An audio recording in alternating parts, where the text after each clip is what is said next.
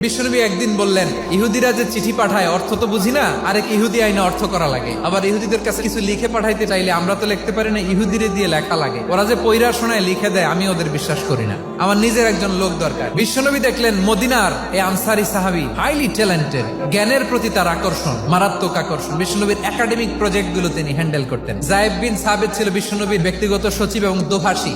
ইহুদিরা কিছু লিখে দিলে এটার অর্থ বিশ্বনবীরে বুঝায় দিতেন। আবার ইহুদিদের কাছে কিছু লিখতে হলে তিনি লিখে দিতেন। বিশ্বনবী এই যায়েদ বিন সাবিতকে চুজ করলেন ল্যাঙ্গুয়েজের জন্য। উনি বললেন, যায়েদ, তোমার সফট স্কিলকে ডেভেলপ করতে হবে, তুমি হিব্রু ল্যাঙ্গুয়েজ শিখে ফেলো। যায়েদ বিন সাবিত বলল, বিশ্বনবীর মোটিভেশন আর ইন্সপিরেশন পেয়ে আমি 15 দিনে ইহুদিদের এই হিব্রু ল্যাঙ্গুয়েজ শিখে ফেললাম। এরপরে ইহুদিরা চিঠি লিখে পাঠালে আর কোন ইহুদি ডাকা লাগতো না, আমি নবীর এটার অর্থ করে বুঝাই দিতাম।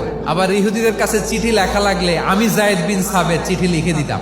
বিশ্বনবী তাকে দায়িত্ব দিলেন, কোরআন যা নাজিল হয় তুমি লিখো, কাতিবুল ওহী বানায় দিলেন। সুবহানাল্লাহ।